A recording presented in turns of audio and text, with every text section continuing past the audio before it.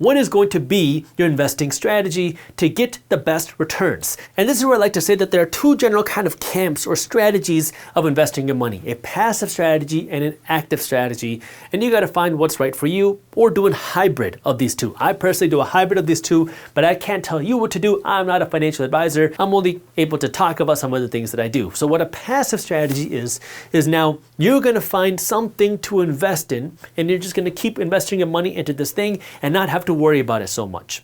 So, for example, there are funds that give you exposure to this general stock market. There are funds that give you exposure to things like the S&P 500, the 500 largest companies in the stock market. So again, I'm not telling you what to invest in, I'm just giving you an example.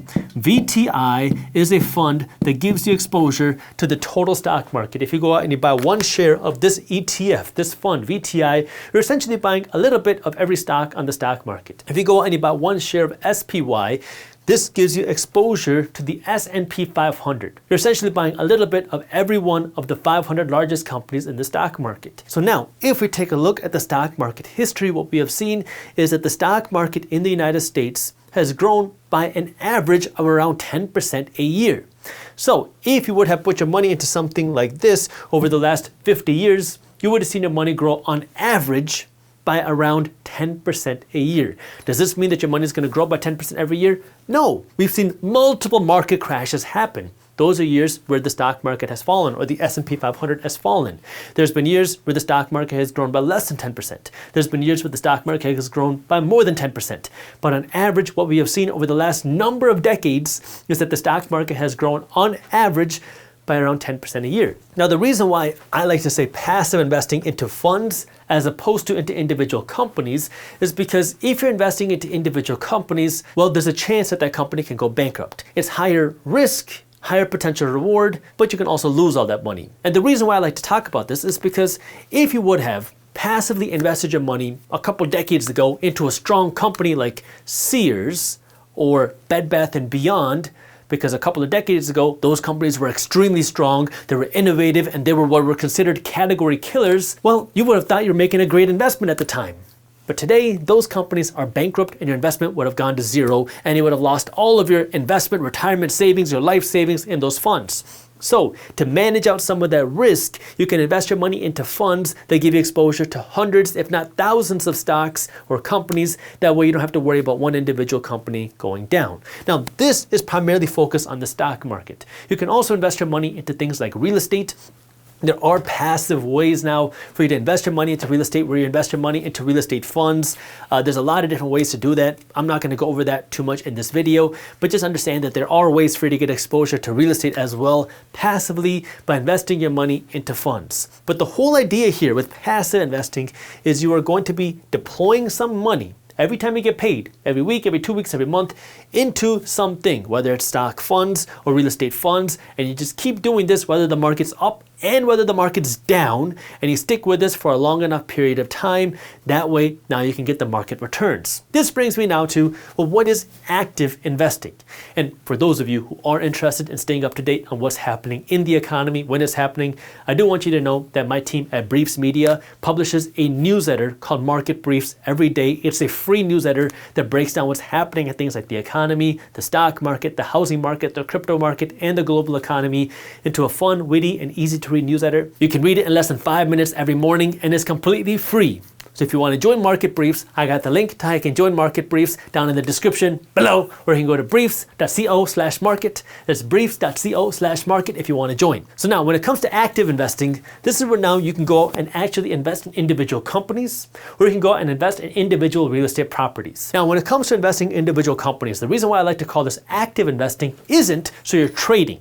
I'm not an advocate of trading. I don't know how to trade. Trading is like gambling to me. That's not something I touch. But when I say active investing, I mean now you're actually investing in individual companies, because the way that you can actually understand how to invest your money, if you want to do it the right way, is you want to know what you're investing in.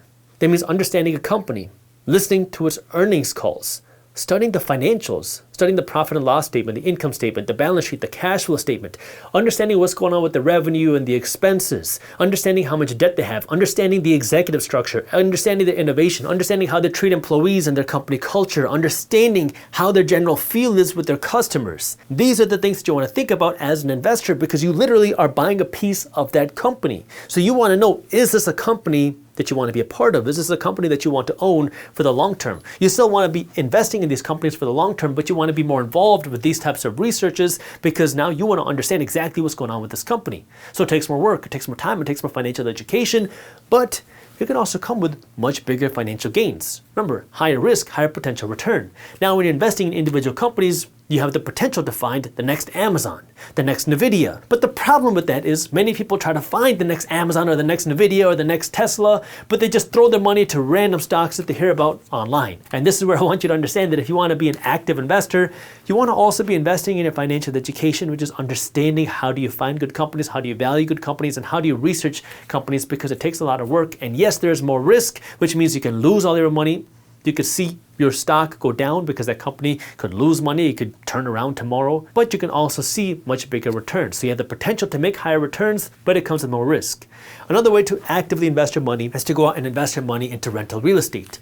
I'm also a big fan of investing money into real estate. In fact, real estate is my largest passive investment because, well, when you go out and invest in real estate, you own something that you can see, feel, and touch. When you go out and you buy a rental property, you're buying this ideally so you can generate cash flow. When I go out and I buy rental properties, I'm not buying it because I'm hoping that I can sell it for a big profit in a few years. I buy properties for the cash flow that I can start generating tomorrow or next month or the month after that. I'm buying properties for the cash flow that I can generate, because for me, I like investing money for cash flow, meaning I buy an investment and then it pays me for owning the investment instead of having to wait to sell that investment to make money. Even when I invest my money into funds on the stock market, most of my funds on the stock market are to generate cash flow. They're dividend producing funds because I like that cash flow. I like the idea of owning an investment and getting paid without having to do anything, without having to sell my investment, because I like the cash flow coming in. I want to use that cash flow to fund my lifestyle. So now, when it comes to real estate investing, I also call this more of an active investment because it takes time to find a good location, to find the right neighborhoods, to find the right property, to walk through the deals, to find the right property manager. Now, I don't manage my real estate myself. Once I buy the property and I get it renovated, I will hand the keys over to a property management company who's going to do the day-to-day work, and then they're going to give me my reports that I'm going to review month after month, and they're going to meet with me every quarter or every month depending on what's going on, and we're going to talk about what's going on with the properties. But I'm not actively talking to tenants. I'm not actively doing that work. I have a more passive system on the management side, but it's more active in order to get the deal done. So these active investments can give you better returns than the passive investments, but they take more work, they take more time, they take more education, and it also comes with more risk. Your passive investments come with less risk, they come with less time, they come with less work, but lower potential returns. And this is where you gotta decide what's the right option for you. And you don't have to necessarily pick one. I do this and I do this. You just got to find what's the right option for you, because not everybody's going to want to be a real estate investor. Not everybody's want to go out and pick stocks. Not everybody's going to want to invest in funds. You just got to find what's right for you, what's right for your goals, what's right for your interests, and what's right for your risk tolerance, and not just blindly trust a random guy on YouTube. If you enjoyed this clip and you want to continue your financial education journey, I have another video that I think you'll love. All you got to do is click that button right over there. And for those of you who want to stay up to date on the top finance and business news, you can join Market Briefs, my free financial newsletter, by clicking that button below. Thank you for watching, and I'll see you in the next one.